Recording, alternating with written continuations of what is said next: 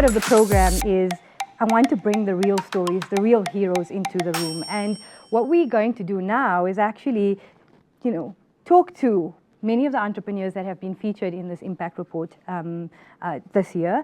And so we're going to hear from them about what unlocks growth, what challenges shape their resilience, and what opportunities actually look like on the ground. So please help me, welcome the panelists to the panel, and then we'll get started. Cool, guys. Thank you, and welcome to Edge. I think, for the interest of this whole room, what I wanted to start off with is get an introduction to who you are. So who you are, what's your business name, and what's your business about. So why don't we start with you, Paul, and then we go. How's it, everyone? It's Paul Plummer from Everlectric. Myself and my business partners started Everlectric about in 2020, and we are the electric vehicle as a service guys. So we're doing EVs in the logistics value chain. We raised the business renting electric vehicles in the worst period of load shedding with a lot of skepticism, and we're still going, surprisingly. Thank you, Paul. Bongiwe, what about you? My name is Bongiwe from Monabo Hygiene Services. We do cleaning and integrated hygiene services. The business started in 2009 with 4 employees. Now we have got a staff complement of about 650 employees. We operate nationally, and I'm thankful of the impact that Edge Growth has made to our organization, because now, as I'm talking to you, we're starting a new contract next year in January, which is going to create extra 50 job opportunities. And yeah, I'm grateful. Thanks to my mom, who inspired me to start the cleaning business, who was a domestic worker. So I got the inspiration from her, that with her as being a domestic worker, managed to look after a family of 4. And I said, you know what, with the impact that you have done to us, I'm going to make an impact to the society. The society that has started with 4 employees and now with 600 employees. So yeah. Well done, Bongiwe. That's very cool. Hi everyone, my name is Lesego Holzapfel, and I'm the founder of Moedi Wines. It's Friday, and it's such a pity that we don't have the wines here, but no pressure. I'm in the wine industry. I'm also a social entrepreneur at my core.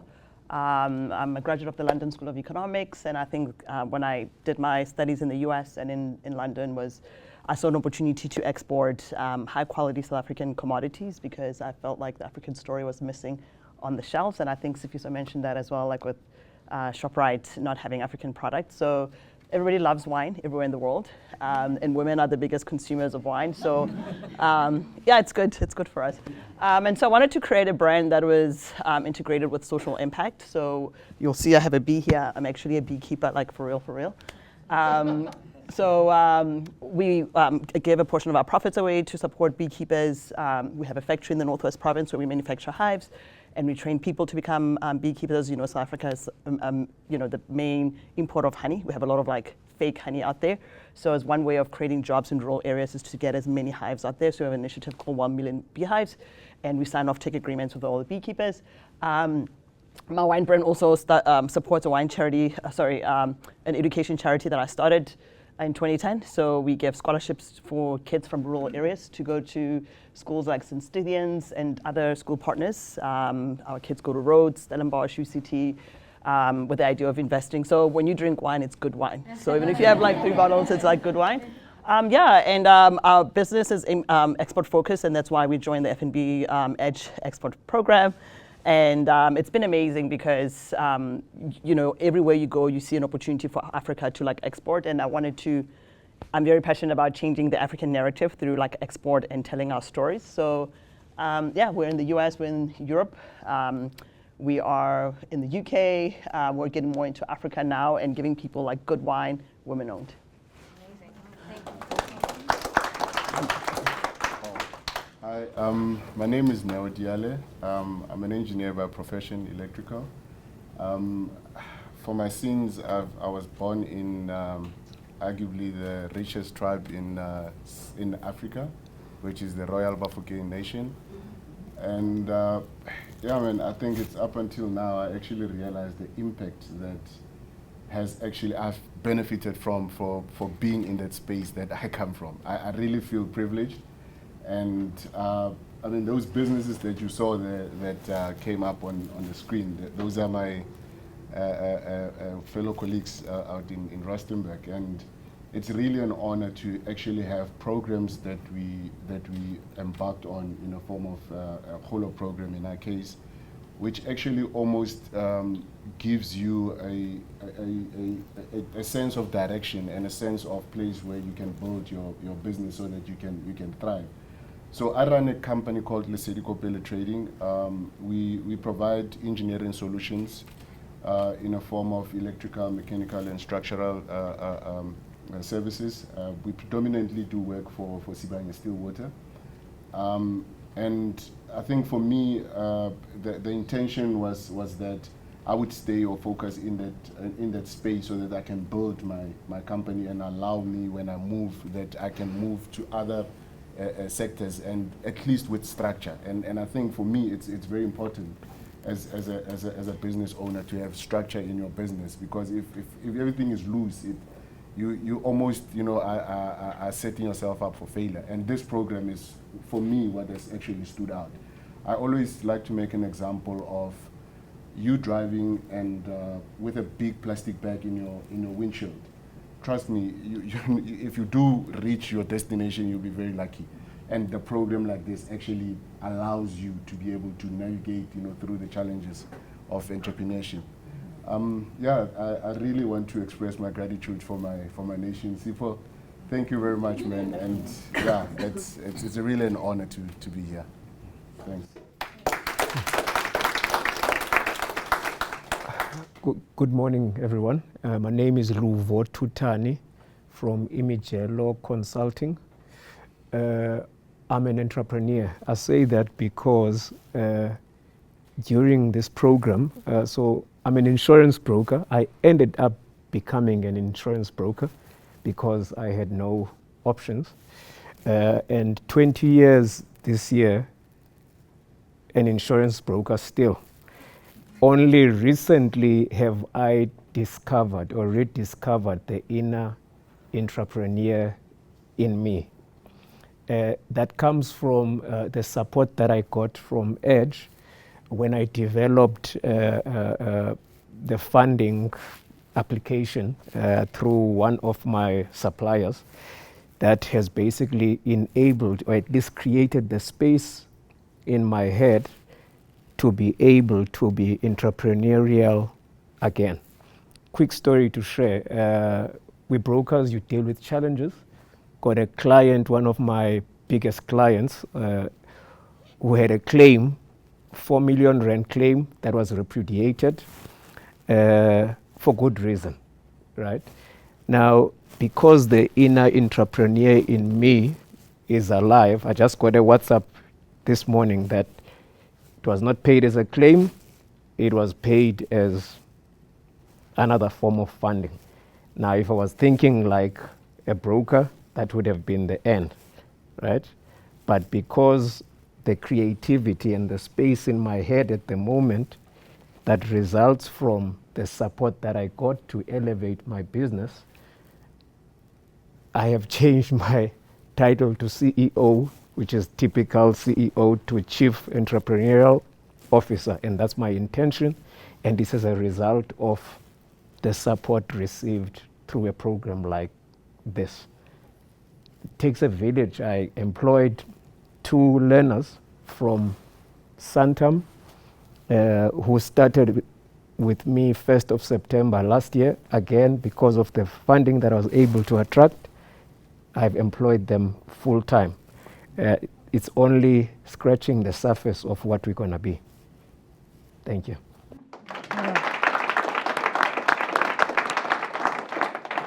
I think that we've touched slightly on the question that I'm about to ask, but I want to actually dig deep. And maybe, Paul, we can start with you. What do you think has been the biggest shift or unlock in Everlectric over the past year? No more load shedding. Yeah. So so we started in 2021 with 5 electric vehicles, then we moved to our first commercial scaling was 40 with Woolworths. So those panel vans that say charge for change are under lease from us.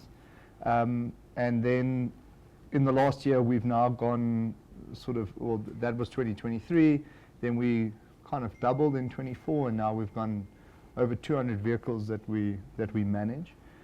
And I think the biggest key to a business like ours, which is actually asset heavy, because we provide electric vehicles on lease and we manage them.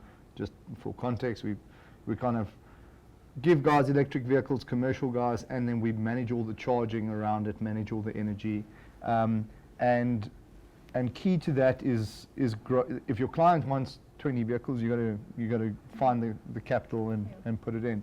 And the biggest constraint on a business like ours, if it's not revenue, if it's not finding clients, which I think now it's starting to get, I think a lot of people are starting to understand the efficiencies, and we're kind of moving to a space where EVs are getting a lot more adopted, is then funding them. So, so a client says, hey, great, I want 40 vehicles in my fleet, which is great, because then we're going to have revenues, we're going to high five, we're going to do great things.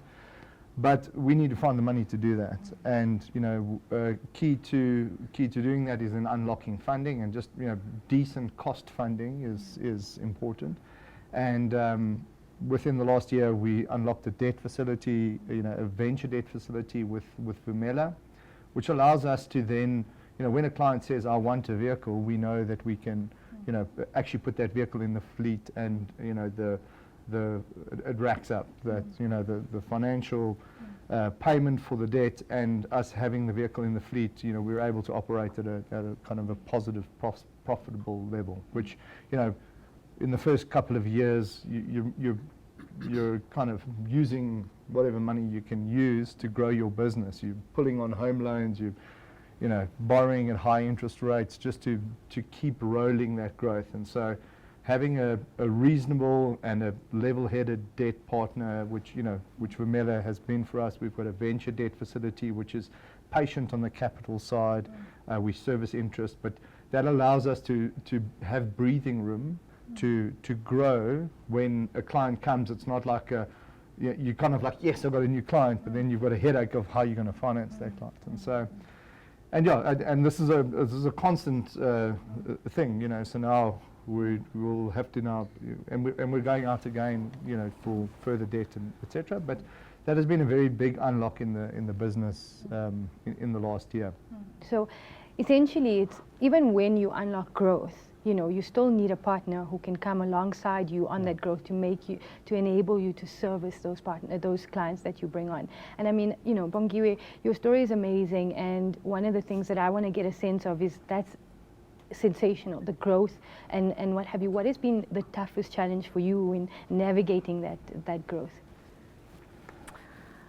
Look, in our industry, as we might all know, that we attract people from the very low end of the market. One of the challenges that we had in the business was,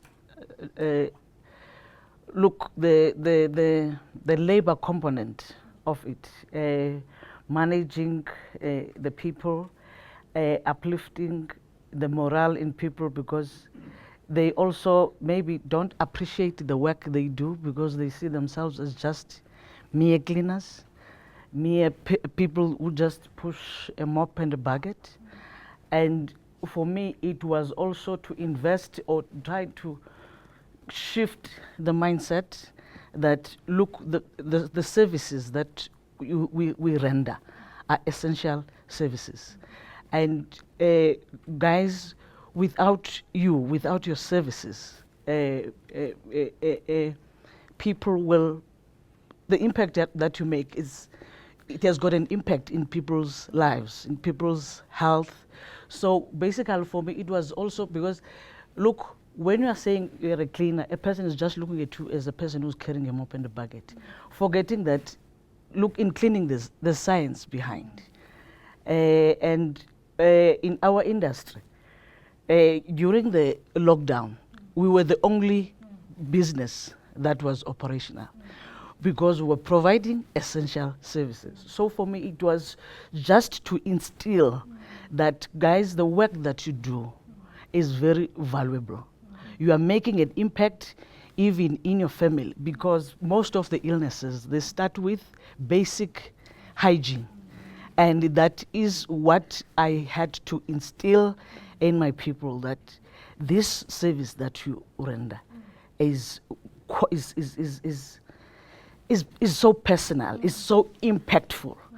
And with me having to be partnering with impact, me making an impact that also resonates with me in terms of dealing with the psychology, of the people that I am working with. So for me, that was one of the basic things that I had to deal with, that respect your work, you are valuable in the society. And that's a challenge. That is the challenge. Just yes, because you must deal with a person first, because the employee is a person before becomes an employee. Yes. So those are some of the things that you have to deal with. Deal with a person, invest in a person, because this is your biggest asset, and must have a good sense, must have a good mindset that, look, I'm going to tomorrow, I'm going to work, I'm going to provide a service that is going to make an impact, a very very respected, a service that is respectable in as far as the environment. That's amazing, because as an entrepreneur, you have so many hats to wear, and now you have to wear this hat, which you have to actually instill respect and dignity into the job that that is being done. Absolutely. Thank you for sharing that, Bongiwe. Lesego, my question for you was more listening to you speak. I think for me, I want to get a sense of what was your biggest highlight for 2025 so far? Sure. I feel like I've I've had so many, literally in the last 3 months. But I think the biggest that gets me emotional is last month, my wine's being served at the Kennedy Center. Wow. Yes. And last week, there was a big tasting in London, so I just came back from London. It was hosted by International Trade Center and UK Chamber of Commerce. And literally having like buyers in the room, like having my importer there. Another big highlight is I have this platform called Wine Diplomacy. So I use wine as a way to bring like world leaders together. Because when people converse over a glass of wine, it's a little bit easier. Even tough conversations are a little bit easier. So I did that in April on the sidelines of the World Bank spring meeting. So I had to beg the embassy to let me use the building, because obviously we had no ambassador, we still don't have. But people are always looking to engage with South Africa. And relative to what we read on the news about America and South Africa relationships, like generally business in America is interested in doing business with South Africans. And I think that's what we're missing. And I think my idea was also to bring people together in one room. Literally we sent, and Edge was very, very instrumental in F&B in helping me facilitate that. On Tuesday we sent out invites to literally like key people like in Washington, like people that are involved in like AGOA policy, because as even for business, it's so critical that we are around the table and our voices are being heard. When I attended the AGOA summit last year in Washington, the biggest thing was that we don't see a lot of women, especially women of color, in the export space. So how do we get women in the export space? How do we get more African people in the export space, right?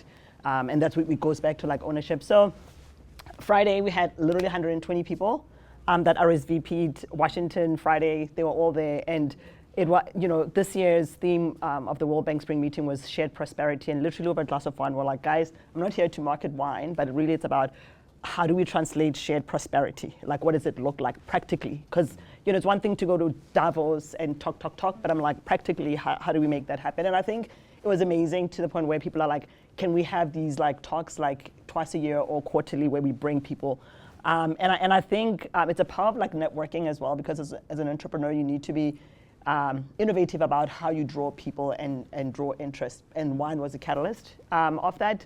And yeah, and we hosted the Secretary of State last month, the UK Secretary of State at our tasting room in Cape Town. So if you find yourself in Cape Town this December, come to our tasting room.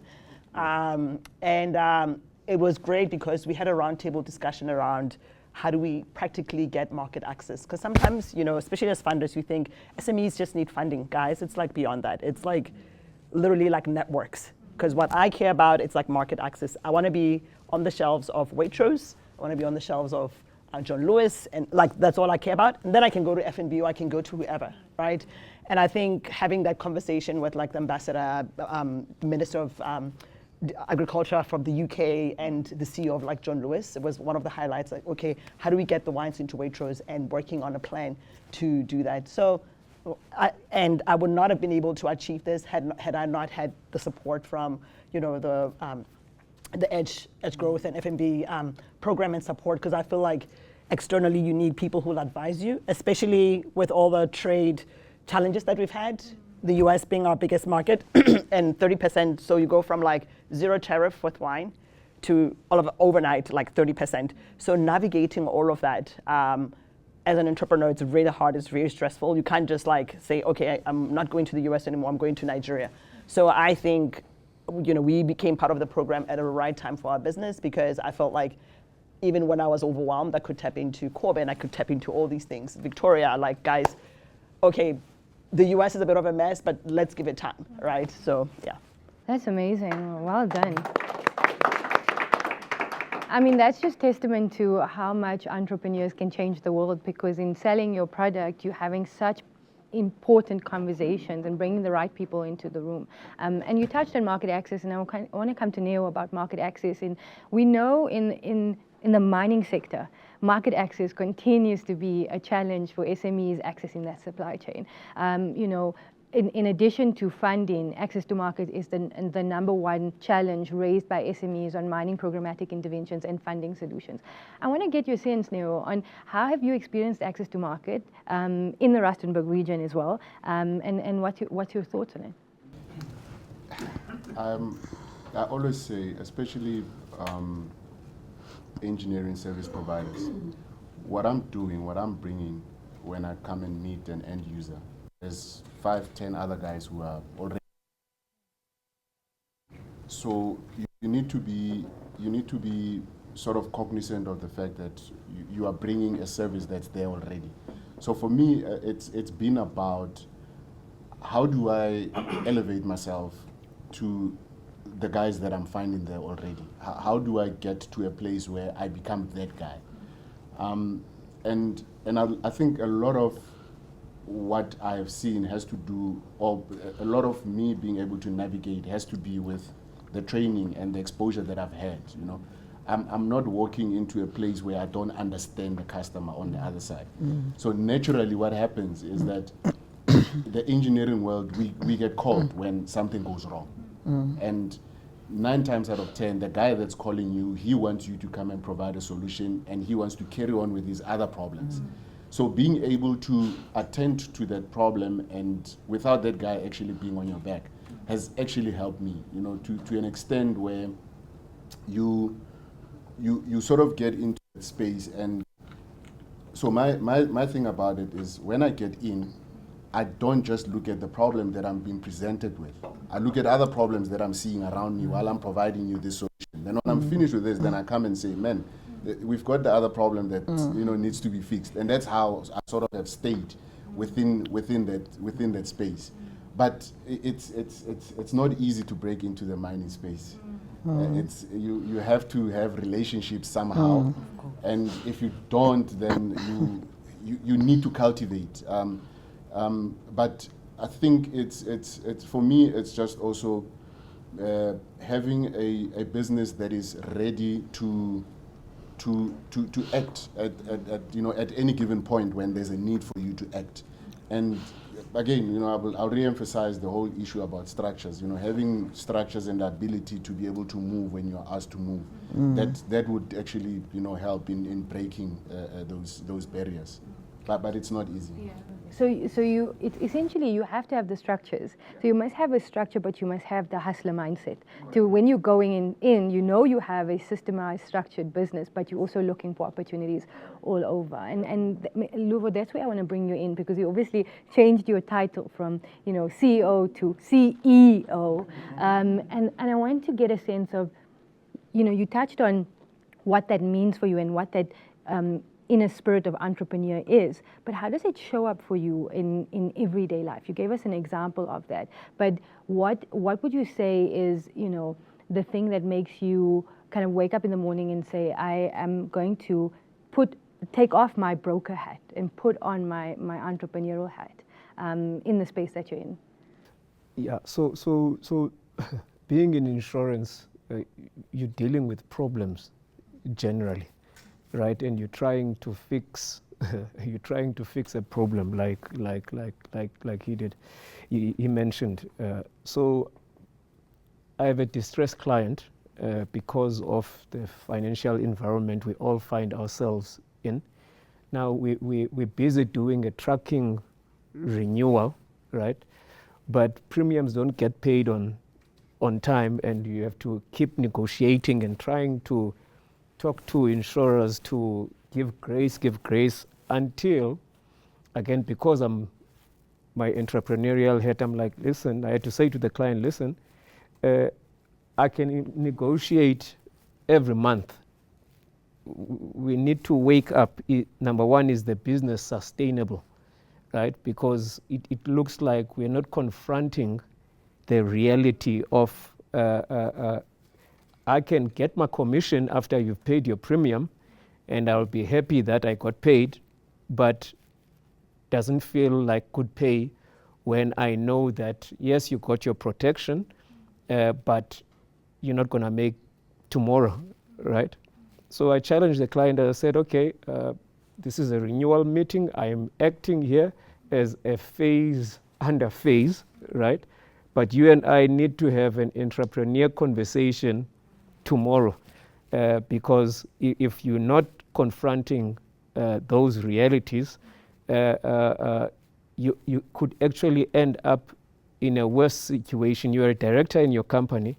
There's certain liabilities that you are exposed to as a director, which could impact on whether you can be a director in another venture going forward if you're acting recklessly. Right now, that's directors and officers liability insurance coming into the entrepreneurial head and the implications thereof. Right? And so we're going to have a conversation and say, what's your next move? And then from people in this room that I've seen, I'm going to be thinking, great jockey here, right? Tough times. How and who can I connect this jockey with to lift up their head and actually get to themselves to pivot into possibly something else that can enable them to get back to jockeying this horse that's struggling at the moment. Yeah, so yeah, it's removing the limitation. In fact, I actually had to create another entity because of phase. I was starting to feel constrained, right? Because there's certain things that I can or can't do. And I said, no, broking, entrepreneur. And I may not have all the solutions, but I can connect to the ecosystem that was mentioned of please talk to so-and-so, even if it's not for my benefit, but if my client prospers, I prosper eventually. And that's the essence of building long-term partnerships, right? Exactly. That's how you go. I have many questions, but I want to first open to the floor. Any questions on the floor for our entrepreneurs? Anyone? I don't appreciate this cricket silence. Yeah. Well, while people think, because I'll come back and ask you some questions. I think we all, like everybody shared a sentiment of how and what's working in the SME support ecosystem. But we also can't, we should highlight what's good, but we should highlight what's lacking as well and what's a gap. And so maybe, Neo, let's start with you. What do you think is a gap that's still not there, that you as an SME would hope? And I want to get everyone's take on this one. Your program space is still sorted. Don't worry. Just like, I need to be careful what I say now. Look, I think for me, it's I will talk in our program, in our terms. It's been, so for one, some of us are first timers in a program like this, and it's one of those things where you within everything else that you need to do, you need to find time for the program, because it's not just you are left alone and then you carry on with your life. So there's continuous movement of information, of you have to have meetings and so I think for me, I mean the issue that we've been experiencing in our program is just a lack of centralizing of information for access to anybody and everybody that wants to get that information, where we always have to go back and feed that information. So it's and I think it's something that our program custodians are looking and working on, to say, I can't keep giving my AFSs every second week because someone needs it and another one comes. And I think the one that really got me, boiling was when I was supposed to fill in a form that came and then they said business name. I'm like, geez, guys. 3 years later, I must still tell somebody what my business name is and what my name is. And so it's just those things that sometimes, comes, but understanding or being in a program that, for me, the focus is just on, getting the business, getting to sustainability, so yes, I'll complain and say, yeah, but I will do it. But it's just, I think, the gap that exists in just information collection or data collection. So leverage in that process, basically. Yeah. Okay. Bongiwe, what about you? What do you think? Is still, a gap, or are you still looking for the ecosystem to provide? As an SMME, all what I'm looking for is just the trust and the confidence that the SMMEs, they do have what it takes. We do have the capability of executing that we say we can execute. We might be called SMMEs, but we are big in what we do. We might have maybe challenges there in terms of access to the capital. Of maybe being afforded bigger projects. But the mere fact that when someone says, SMMEs, already some people, they just, no, this one is not capable of doing this. And forgetting that at the end of it's not the company that is going to, it's the people behind the company.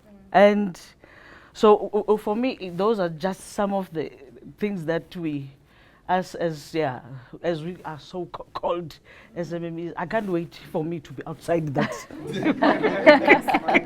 to be that small. Exactly. In fact, with this program, I'm getting out of that. Remember, the SMMEs, the threshold is 50 million, and through this program, we've met that. So I'm no more going to be called. I am no more going to be called an SMME, so I'm just now be there in the field with the rest of everybody.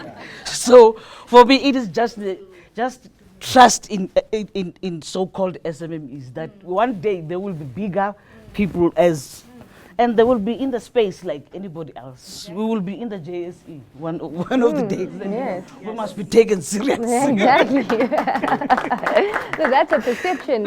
You continuously fight perception risk as an SME. Yes. That you're incapable, you won't be able to deliver. Yes, you are small. Yes. Exactly. Luvo, you wanna weigh in on what's needed still?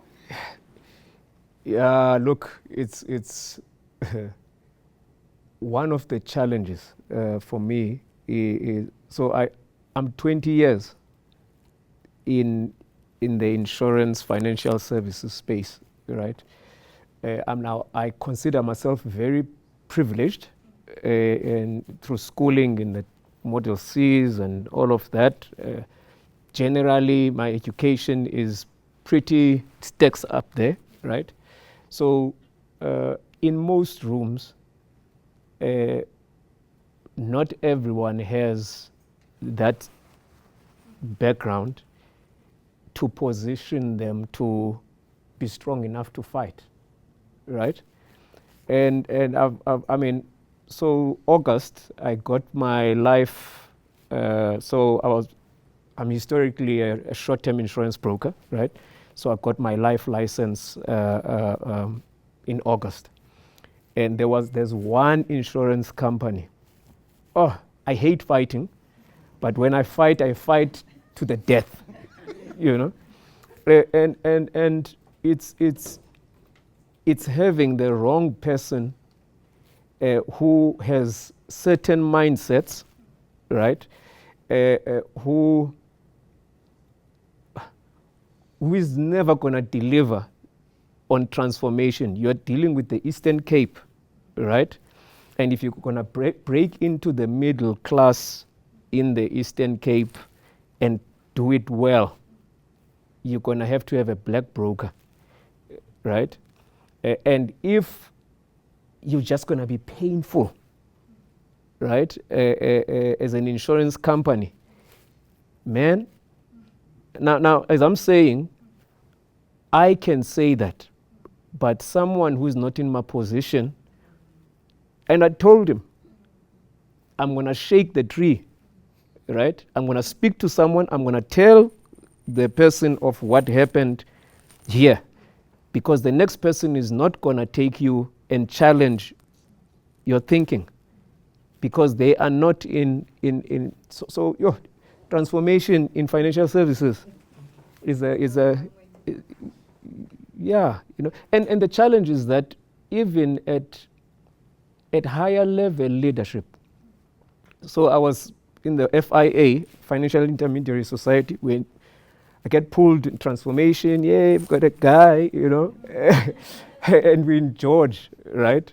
And the meeting starts, and then they go into Afrikaans, right? And now again, I'm fortunate. I enjoy Afrikaans, right? So now this guy must come to the front. Yeah, introduce yourself. So I went into Xhosa. Right? I went into Xhosa and eyes were popping. And I said, I'm just giving you a taste of what happens. Right? You leave people behind. You say you want transformation, you bring the guy, and then you're not thinking about the implications of how far are you willing to go to transform. Yeah. So And I think there's, you know, we know that within our ecosystem, there's still a long way to go with transformation. It's understanding and moving away from, you know, looking at transformation more of a tick box exercise than something that's part of your culture and your values. And that's actually, you know, as a result of that. Paul, what about your thoughts on what's still needed? Well, I'll need life insurance if I ever fight with. But you can sell me before we fight. I'm sounding like a one-trick pony here, but and maybe it's just where we are in our business. But access to reasonable cost finance is always a huge thing for us. And I suppose it's a combination of being SME, not yet JSE, and also our industry. You know, I think it's. Our industry is not really understood. There's a lot of perception around the risks, and you know, electric vehicle. You know, it's unproven new technology. So it's a combination of those, and so traditional banking mindsets is something that I would change if I had a magic wand. Like just be better bankers. Yes, there's risk. No, there isn't 10 years of data. When I speak to the actuary, I don't want him to have like #ref error. You know. Be better, guys. And then I think, it's not, and I think everybody has their process, etc. But there's a lot of talk about green funding as well. So I mean, there's SME funding, there's empowerment funding. My business partner, we're also 51% black female owned. But unlocking these things, it's like, I don't know. I thought we were, we're relatively skilled. We chartered accountants, ex-Deloitte. You think we could have these conversations and bring the bankers across the line.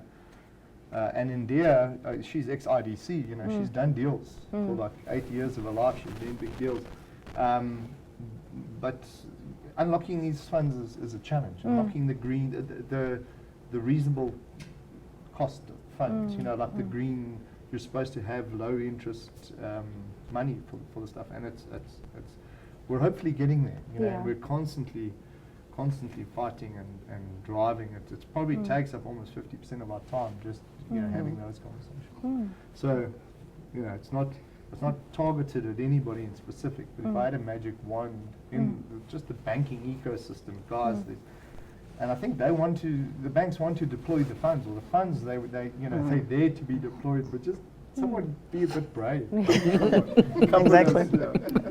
Lesego, anything from Yeah, you? I totally agree with him, and I think even being in the alcohol space, it's difficult because like the sin industry, like, no, we don't fund alcohol. I'm like, but guys, like, it's one of our, South Africa is literally in the top 10 globally.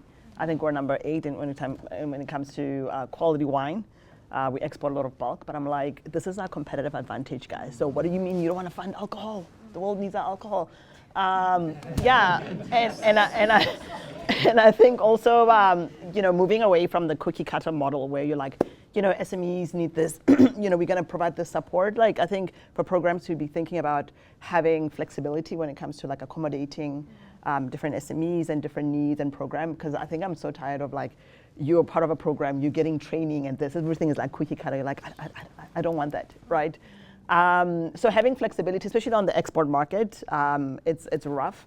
Because remember, we're also competing with other brands like globally, right? So if Walmart has had a product on their shelves for like 15 years and you're coming as a South African, what makes you unique? How do you position your brand? So one of the things that I'm grateful for with Edge that they did this year was US is one of our big markets. And we're not moving away from the US because it's literally, California is like the 4th biggest economy like in the world. So we're focused on the East Coast, and we have 2 platforms. So we bring in our wines, we have a warehouse in New Jersey.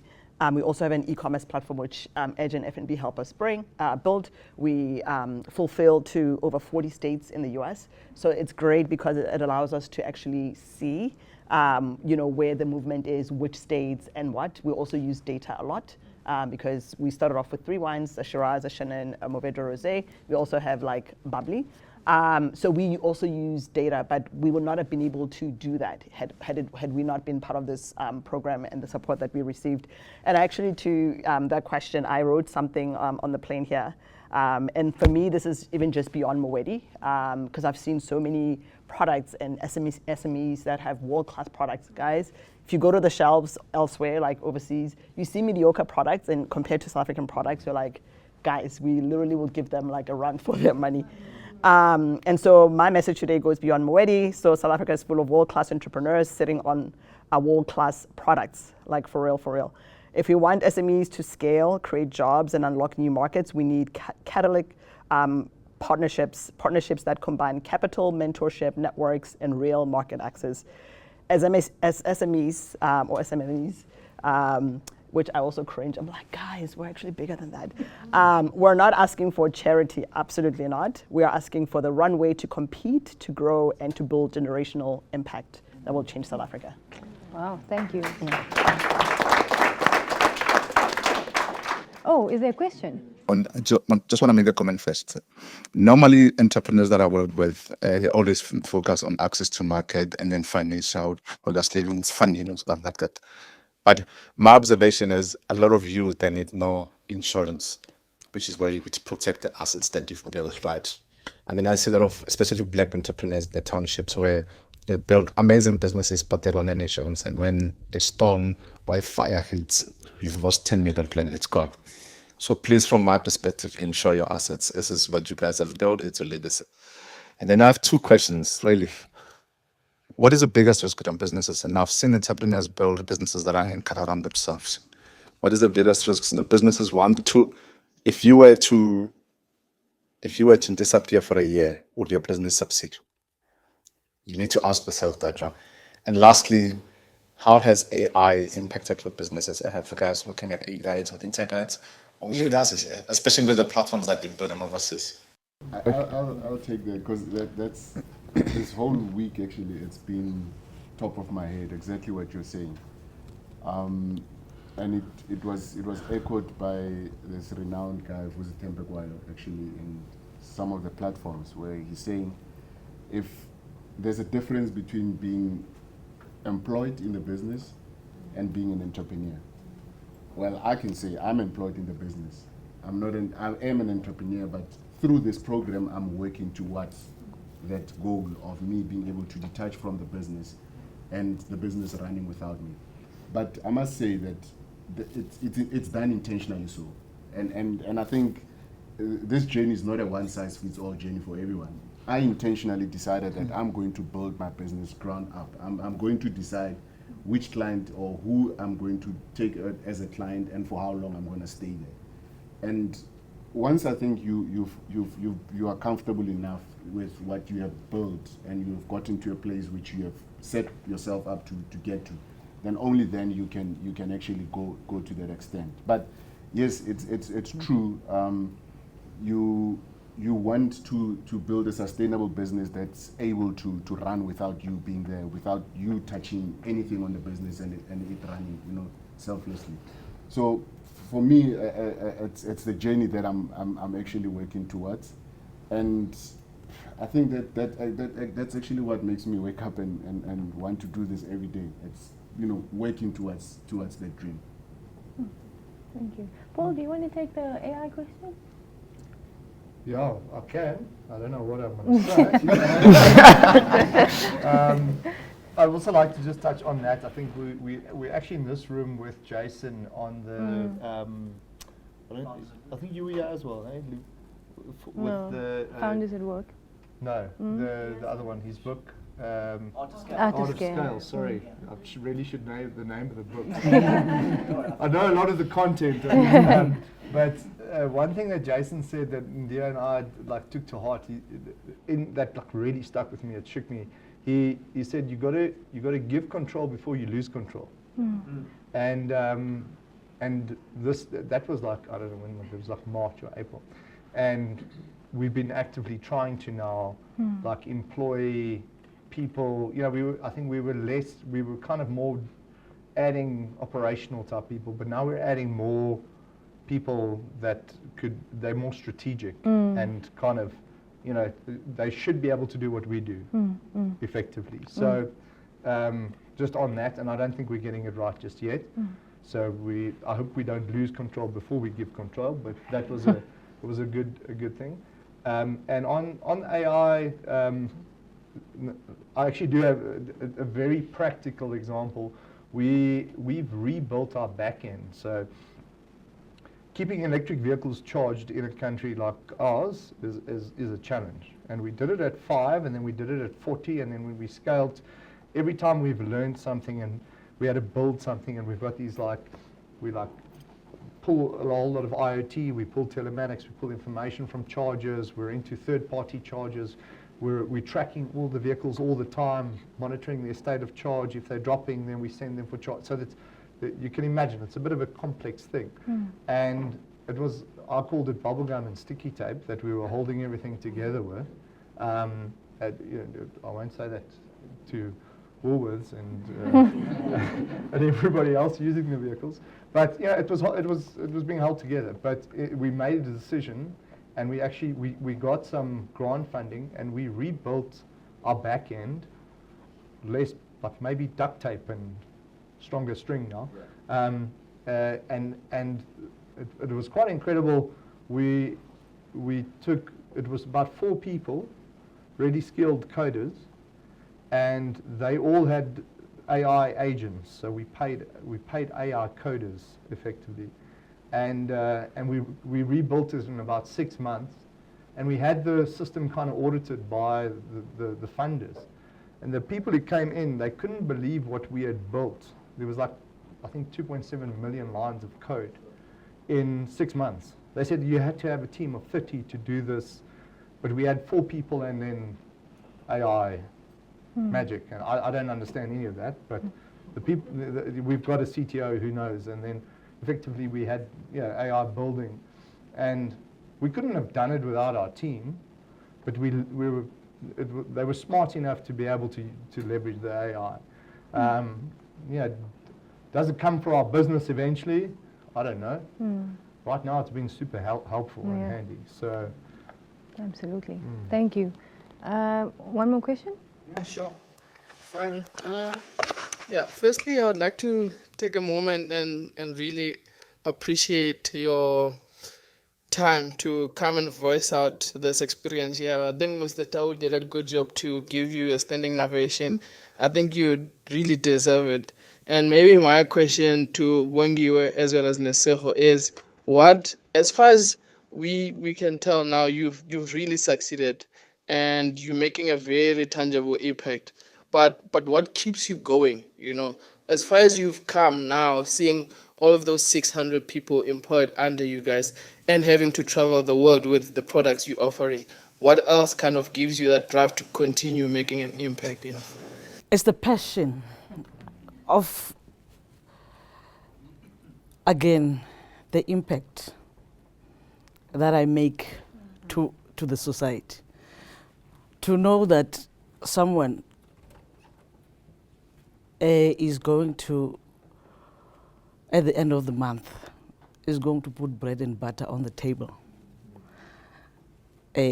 through my effort, the collective effort. That's what keeps me going, knowing that I'm making an impact in a family out there, irrespective of their level in the space.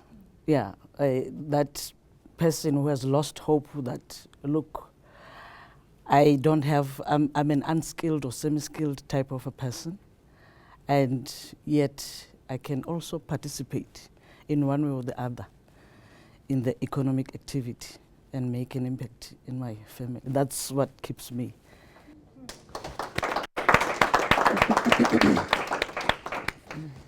Yeah, I think for me it's the potential that South Africa has. Like, I love my country so much. The talent, like, it's just incredible.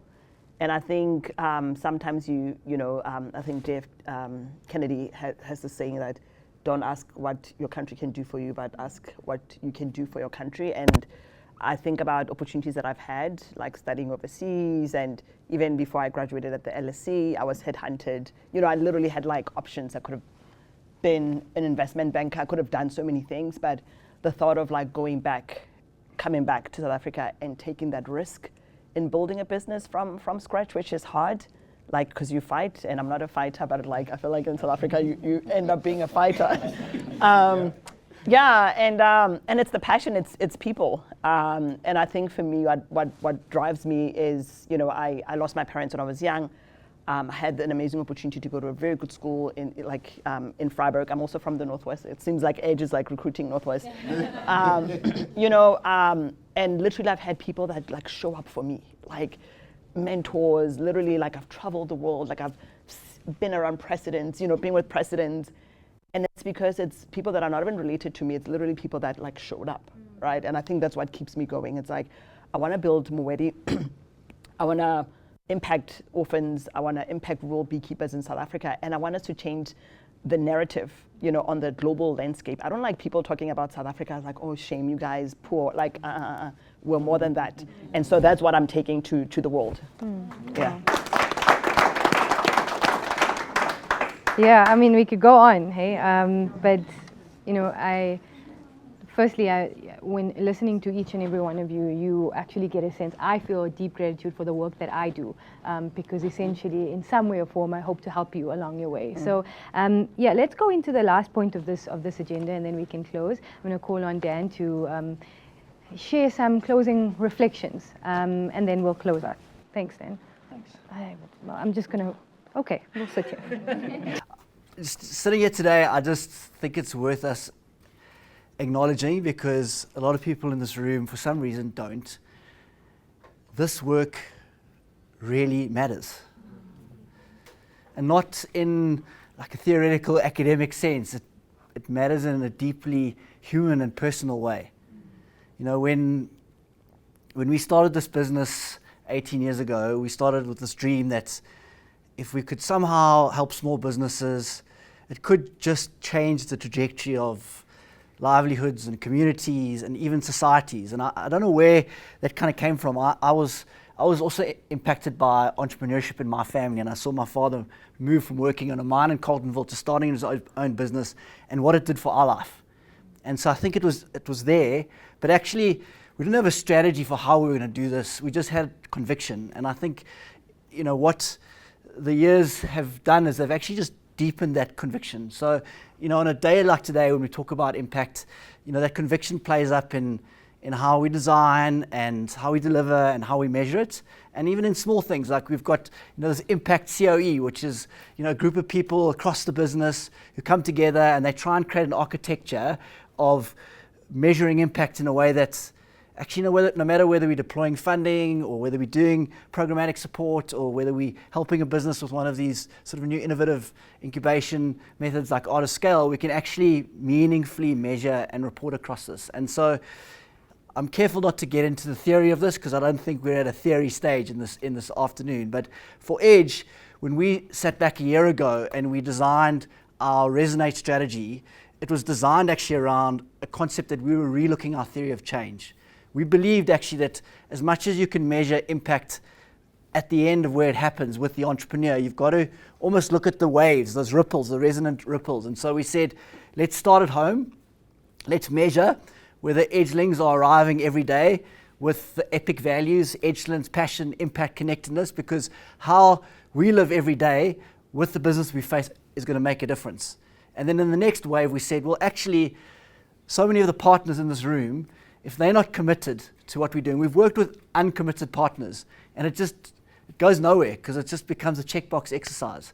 I mean, we've got Heather over there who has been doing this with us for over 15 years. I mean, when we started doing this, her kid was in preschool. He's just got his first job, you know. So it just shows you, you know, we work with committed partners. Yeah, and then obviously the place that we next look at is the entrepreneurs, the heroes of the story. And there we can measure, you know, things like job creation and growth and maturity of the business as it changes. And yes, we need to measure that. And then finally, the fourth wave that we've started measuring is around societal impact. And you can see, you know, the best practice things we're trying to bring in, like the Sustainable Development Goals. So I think that, you know, it's important to have that. And yes, the numbers as well, like we do get proud when we see 15,000 jobs created. And we know what Jan pointed out earlier around, you know, we're getting to a point where we've almost deployed 2 billion in funding. And now I know for people who have got big single infrastructure deals, that's a couple of deals. But for us, that's hundreds of businesses that, you know, anywhere between 1 and sort of 10 million rand, where we're trying to find finance for them, where frankly they've gone everywhere else and they just haven't been able to get it.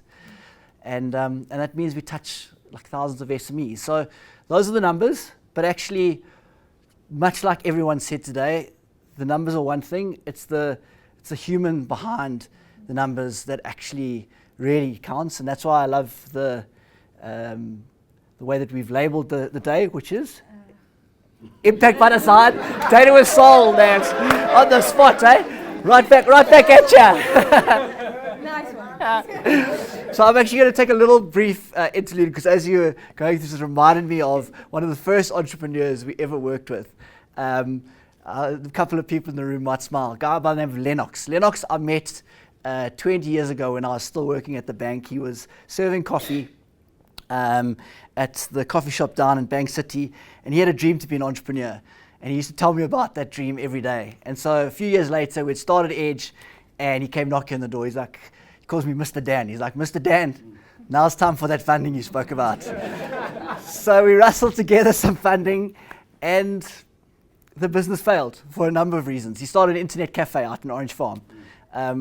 And one of the main reasons why it failed is he actually used the money not for the business, but to alleviate some of his personal circumstances. And so, like if we looked at the data, that's a statistic that would show up negatively, on these slides. But if you fast forward 10 years, Lennox vowed to us at that point in time that he was going to come back stronger. He'd gone back, he'd put himself through school, he'd got a matric, and now he was slightly more steadily, with a little bit more wisdom, building his next business. And he got onto another one of our programs, and now he runs a security business, and he employs 30 people.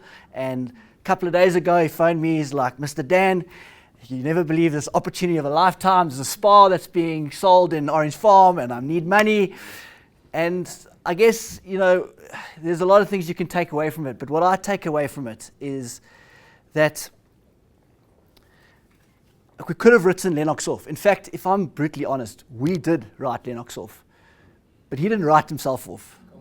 Yeah, and so it's that person, it's that courage in the entrepreneurs that we are really celebrating today. So I'm just going to have to say a few quick thank yous. First of all, I want to say a thank you to our impact team, who are relentlessly working at making sure that we put numbers up that we actually believe in, because there's a lot of fudging going on in this world when it comes to the impact space. So they do it with real relentless commitment to measure what matters. Then I want to just thank the marketing and the events team who put this together. This is a big thing for us, and we really want to do it well because this is core to who we are, and you guys bring this alive, and you do it with real sincerity and authenticity, which is awesome. Then I want to thank our partners. I know that you don't see this as transactional. You actually trust us, and you guys really are creating something special with real people in real places, and so we need to thank you for that. And then to our stars of the show, the experts today who are here representing all the other entrepreneurs and heroes out there, thanks for your time. You could have done a lot of other things with your time, like actually being in your businesses, which I know are calling. So we appreciate you leaning in and inspiring all of us. Like, actually, you inspire so many more people, and those people, I believe, in this room and beyond, have the levers. And then I also do want to just say a thank you. I know someone did earlier to the edgelings. You're in the trenches, and you make impact personal, which is what makes working here really cool. So just to close, I want to say that, most of us, when we, in our day-to-day jobs, almost end up seeing SMEs, and I also don't like that word, by the way. We still call that, as numbers, as revenue, as jobs. But actually, if you think about it, it's the person, and often it's the type of person who will stand up when everyone's telling them, by the circumstance, by the economy, it's time to just sit down or take the risk and find the opportunity when others would be paralyzed. And the word courage comes to mind. They've got the courage, and actually what a lot of us are doing in this room is we're just allowing that courage to go a little bit further. When it would be tougher to do it alone. So I sit here and I visualize a country where the entrepreneurship ecosystem is not just surviving, it's thriving. And I visualize where kids are growing up, they really feel like they don't just have to wait for a job, but they can actually go out and create one. Where a job's not just an income, it's actually an identity, and it's a sense of purpose. Where inclusion and growth are not competing priorities, but they're part of the same story. But I actually want to just say that I feel like this is not just accessible, it's happening. It's happening. And I just want to thank everyone here for being part of that story. So thank you for coming today. And